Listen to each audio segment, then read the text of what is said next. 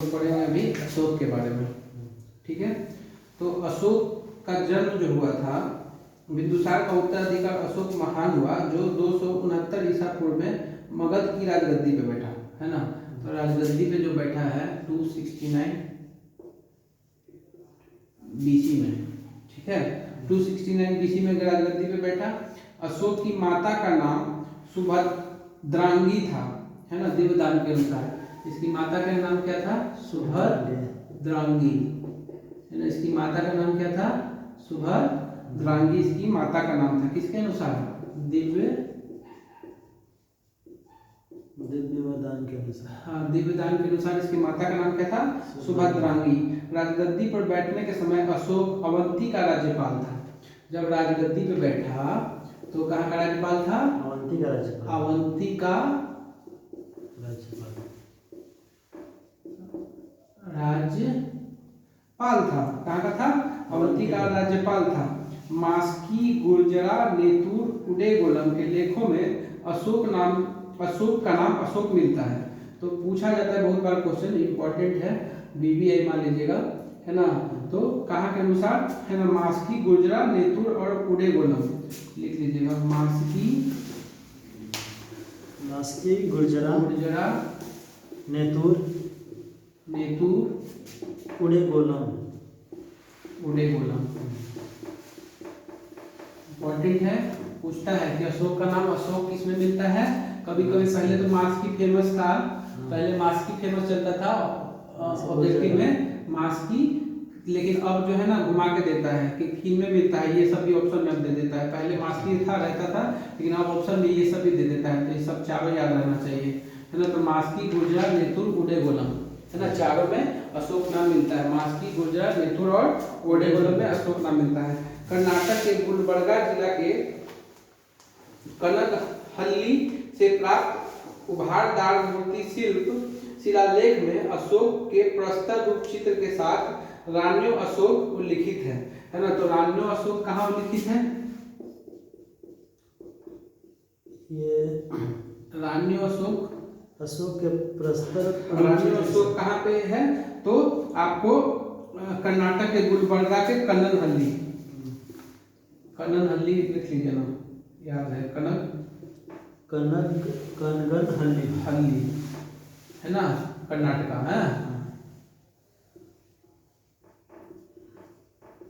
है ना।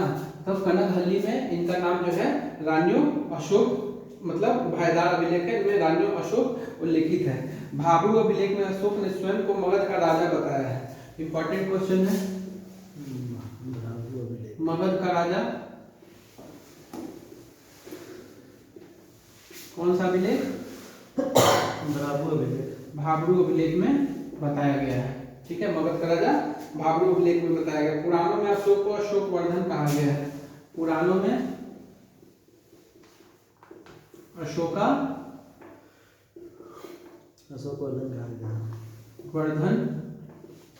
पुराणों में क्या कहा गया है?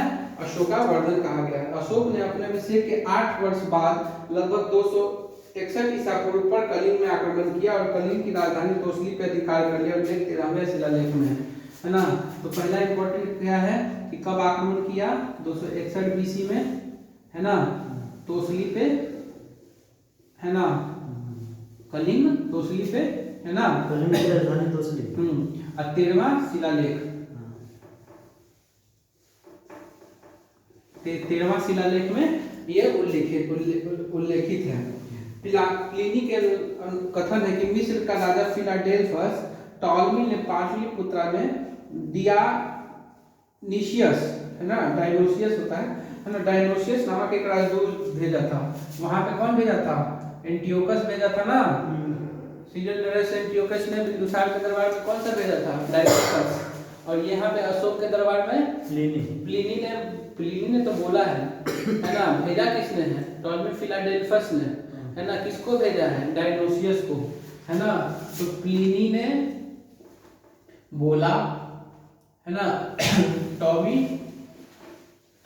फिलाडेल्फस ने भेजा, टॉमी फिलाडेल्फस ने भेजा, किसको भेजा? डायनोसियस डायनोसियस को, है ना, किसको भेजा, डायनोसियस को भेजा। उपगुप्त नाम का बौद्ध भिक्षु ने अशोक को बौद्ध धर्म की दीक्षा दी, है ना, उपगुप्त, वहां जैन धर्म की दीक्षा भद्रबाहु दिए थे ना, है ना, यहाँ पे उपगुप्त ने इनको बौद्ध धर्म की शिक्षा दी। अशोक पहले ब्राह्मण धर्म का अनुयायी था।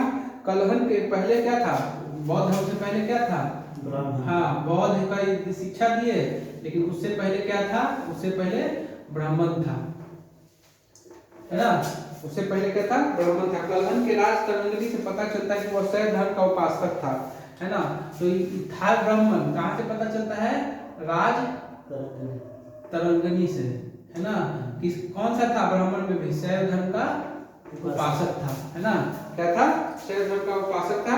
निग्रोध के प्रवचन सुनकर उसने बौद्ध धर्म को अपना लिया। किसका प्रवचन सुना था, निग्रोध का प्रवचन सुना, इनसे शिक्षा ले लिया, ठीक है। निग्रोध का प्रवचन सुन के इनसे अहरौरा लेख में यह घोषणा की गई कि अशोक व्यक्तिगत रूप से बौद्ध धर्म का अनुयायी था, है ना, तो इस अभिलेख में बौद्ध धर्म का अनुयायी माना गया इनको, अहरौरा अभिलेख, अहरौरा अभिलेख में इनको माना गया है बौद्ध धर्म का अनुयायी। अशोक एक उपासक के रूप में राज्याभिषेक के 10वें वर्ष बोध गया की, बोध गया कब आए, 10वें वर्ष, है ना, बोध गया 10वें वर्ष आए, है ना। 12वें वर्ष निगाली सागर, है ना, 12वें वर्ष कहाँ पे गए, निगाली सागर, हाँ, 12वें वर्ष कहाँ पे गए, निगाली सागर गए, एवं 20 वर्षों में लुम्बिनी की यात्रा की, लुम्बिनी, है ना, 10वें वर्ष बोध गया गए, 12वें वर्ष निगाली सागर गए और 20वें वर्ष लुम्बिनी की यात्रा की, ठीक है। अशोक ने आजीविकों को रहने हेतु बराबर की में 4 गुफाओं का निर्माण कराया, जिसका नाम कर्ण, चौपाड़, सुदामा और विश्व झोपड़ी था, है ना। तो इनका क्या था, आजीविकों के निर्माण के लिए यहाँ क्या किया, 4 ठो गुफा बनवाया, कौन कौन सा, कर्ण, चौपाड़, बताओ, सुदामा, विश्व झोपड़ी, विश्व झोपड़ी, कर्ण, चौपाड़, सुदामा और विश्व झोपड़ी, है ना, 4 गुफा बनाया, कर्ण, चौपाड़, सुदामा और विश्व झोपड़ी बनाया। फिर अशोक के पौत्र दशरथ ने आजीविकों को नागार्जुन गुफा प्रदान की, है ना, और तो इसका दशरथ ने कौन सा दिया, नागार्जुन गुफा प्रदान की थी, नागार्जुन गुफा प्रदान की थी, किसने दिया, ये अशोक के पुत्र दशरथ ने। अशोक के 7वें स्तंभ शिलालेख आजीविकों का उल्लेख किया गया है तथा महामात्रों को आजीविकों के हितों का ध्यान रखने के लिए कहा गया है। तो आजीविकों का वर्णन किसमें है, 7वें शिलालेख में, 7वें शिलालेख में वर्णन है। अशोक ने बौद्ध धर्म के प्रचार के लिए अपने पुत्र महेंद्र एवं पुत्री संघमित्रा को श्रीलंका भेजा, है ना। तो श्रीलंका किसको किसको भेजा भाई, वो अपने पुत्र महेंद्र और पुत्री संघमित्रा को श्रीलंका भेजा, महेंद्र प्लस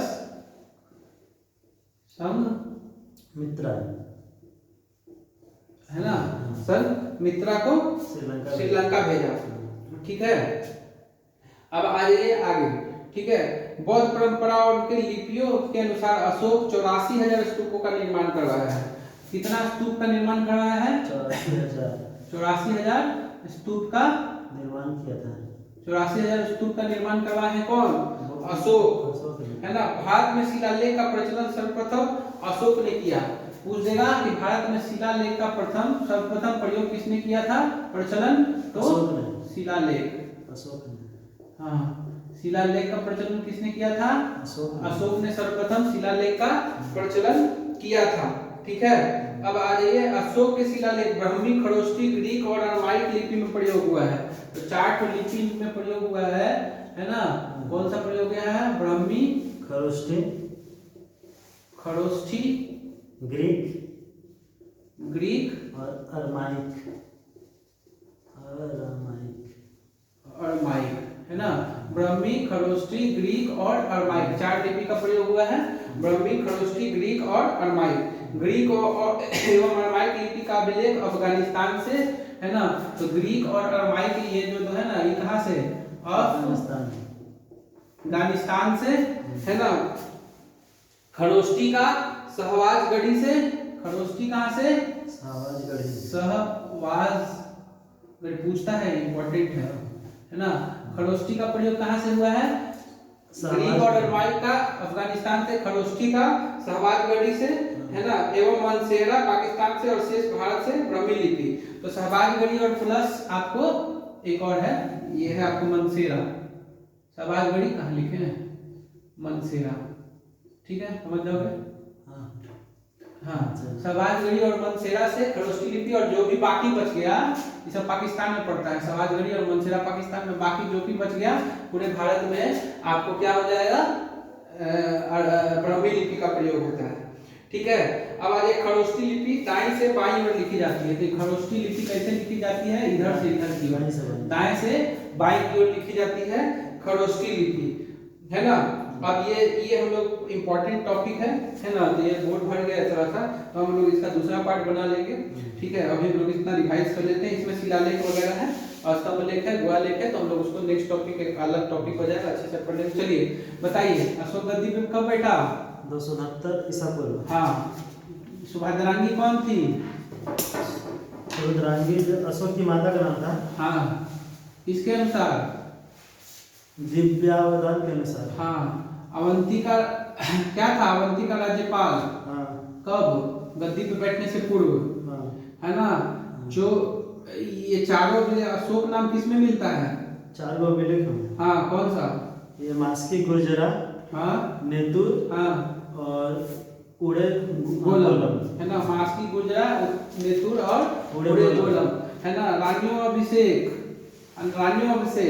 कहाँ के अभिलेख में? कननहल्ली अभिलेख जो है कर्नाटका में, पुद्देगा कननहल्ली अभिलेख, या फिर पुद्देगा रानियों अशोक किस अभिलेख में मिलता है ना। तो वो कननहल्ली अभिलेख कर्नाटका में रानियों अशोक मिलता है ना। अब बताइए, है ना, तो किस अभिलेख में अपने आप को मगध का राजा कहा है? तो भाभु अभिलेख में अपने आप को मगध का राजा कहा है। पुराणों में अशोक को अशोक वर्धन कहा गया है। 261 BC में उन्होंने क्या किया? 268 में बैठे थे ना, उसके बाद 261 में उन्होंने कलिंग पे आक्रमण किया, जिसका उल्लेख 13वें शिलालेख में है। प्लिनी के अनुसार, है ना, टॉलमी फिलाडेल्फस ने डायोनिशियस को अशोक के दरबार में भेजा था। अशोक जो थे पहले ब्राह्मण थे, है ना, और राजतरंगिणी के अनुसार शैव धर्म के उपासक थे। ग्रोथ के संपर्क में आकर करके उन्होंने बौद्ध धर्म अपनाने का फैसला किया, और उसके बाद शिक्षा लिया उपगुप्त से। अरहौरा अभिलेख, है ना, अरहौरा अभिलेख में क्या था? ये बौद्ध धर्म का अनुयायी है अरहौरा अभिलेख में। हाँ, बोला गया है कि अशोक बौद्ध धर्म के अनुयायी हैं। किसके अनुसार? अरहौरा अभिलेख के अनुसार बोला गया है कि अशोक जो है वो बौद्ध धर्म के अनुयायी हैं, है ना। 10वें वर्ष में बोध गया की यात्रा, 12वें वर्ष में निगाली सागर की यात्रा, 20वें वर्ष में लुम्बिनी की यात्रा, है ना। और आजीविकों के लिए 4 गुफा बनवाए। कौन? कर्ण, चौपार, है ना, कर्ण, चौपार, सुदामा, विश्व झोपड़ी, है ना। कर्ण, चौपार, सुदामा, विश्व झोपड़ी, है ना। उनके पोता दशरथ ने भी एक गुफा बनवाया। कौन सा गुफा? नागार्जुन गुफा, है ना। आजीविकों का उल्लेख उनके 7वें शिलालेख में किया गया है, ठीक है। अब उनको जो है अपने श्रीलंका में बौद्ध धर्म के प्रचार के लिए वो अपना पुत्र महेंद्र को, हाँ, वो अपनी पुत्री संघमित्रा को श्रीलंका भेजा था। हाँ, कितना स्तूप बनवाया? 84,000 स्तूपों का निर्माण करवाया था। हाँ, और प्रथम शिलालेख को प्रचलित करने वाले कौन थे? अशोक ही थे। शिलालेख जो है 4 भाषा में लिखा गया है, ब्राह्मी, खरोष्टी, ग्रीक और Aramaic. Brahmi, Kharosthi, Greek, Aramaic. Greek कहाँ पाया जाता है? ग्रीक अरमाइक अफगानिस्तान में। खरोष्टी सहबाजगढ़ी और मानसेरा में, खरोष्टी सहबाजगढ़ी और मानसेरा में। बाकी शेष भारत में जो है ब्राह्मी लिपि पाया जाता है, ठीक है। ब्राह्मी लिपि पाया जाता है, और तो कुछ नहीं छूटा। खरोष्टी लिपि दाएं से बाईं ओर लिखी जाती है। खरोष्टी लिपि जो है दाएं से बाईं ओर लिखी जाती है, ठीक है। ये था अशोक का हाफ पार्ट। अभी हम जो पढ़ चुके हैं उनके लिए रिवीजन एक तरह से करा देते हैं। अशोक गद्दी पे 269 में बैठा। इनकी माता का नाम सुभद्रांगी था दिव्यदान के अनुसार, है ना। अवंती का राज्यपाल थे। गद्दी पे बैठने से पहले इनका नाम अशोक मास्की गुजरात नेतुर और उडेगोलम में मिलता है। रानी अशोक जो है कन्ननहल्ली अभिलेख कर्नाटका में बोला गया है। मगध का राजा इनको भाबरू अभिलेख में बोला गया है। पुराणों में इनको अशोकावर्धन बोला गया है। 261 बीसी में कलिंग की राजधानी तोसली का आक्रमण किया, जो कि 13वें शिलालेख में लिखा गया है। प्लिनी के अनुसार टालू फिलाडेल्फस ने डायमेकस को इनके राज्य में भेजा था, है ना। उपगुप्त से ये बौद्ध धर्म का शिक्षा प्राप्त किए थे। उससे पहले ये क्या थे, शैव धर्म ब्राह्मण थे, शैव धर्म के उपासक मानते थे, है ना। और ये क्या थे, निग्रोध के संपर्क में आए थे। निग्रोध के संपर्क में आकर करके ये बौद्ध धर्म ग्रहण कर लिए थे। और है ना, इनको बौद्ध धर्म का अनुयायी कहा गया है हरौरा अभिलेख में। ठीक है, 10वें वर्ष वो बोध गया की यात्रा किए, 12वें वर्ष निगाली सागर की यात्रा किए, 20वें वर्ष लुम्बिनी की यात्रा किए। आजीविकों के लिए 4 गुफा बनवाए थे, है ना। कौन कौन सा, कर्ण, चौपार, सुदामा और विष्णु झोपड़ी बनाए थे। इनके पुत्र दशरथ ने भी एक गुफा बनवाया था, नागार्जुनी गुफा। 7वें अभिलेख में इसका वर्णन है कि 7 आजीविकों का महामात्र उसका ख्याल रखें, है ना। और श्रीलंका भेजे थे महेंद्र और अपनी पुत्री संघमित्रा को। 84,000 स्तूप बनाए। शिलालेख का निर्माण करवाने वाले प्रथम राजा थे। और इनकी लिपि जो शिलालेख जो है 4 लिपियों में लिखी गई है। ब्राह्मी, खरोष्टी, ग्रीक और अरमाई का अफगानिस्तान से पाया गया है। खरोष्टी शाहबाजगढ़ी और मंसेरा से प्राप्त किया गया है। बाकी शेष अभिलेख जो है ब्राह्मी लिपि में पाया जाता है। जो पढ़े हुए उनके लिए रिवीजन था। Thank you.